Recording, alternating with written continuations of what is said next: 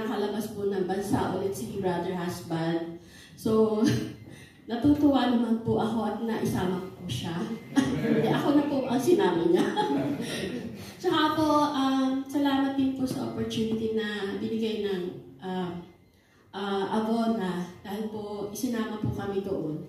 At naway naging successful naman po yung retreat at saka po salamat din kay Lord dahil po from Dubai, exit, balik ulit dito, then paharin na naman po.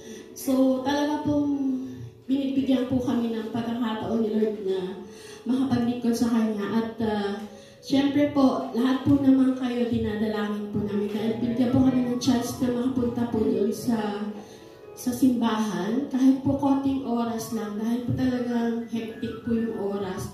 Pagdating po namin nung Wednesday ng gabi, kinabukasan po, yung umaga lang po yung oras, tapos pagdating po na hapon, ano na po yun, bali retreat na po hanggang kinabukasan. So wala po talagang oras.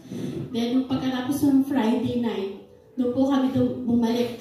So, syempre po, bawal po talaga magdala ng yung po epektus, kontrabandos.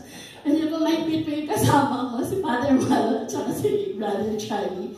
So talaga pong siksik-liklik po at talaga pong salamat at maraming salamat po sa biyaya po. Thank you po.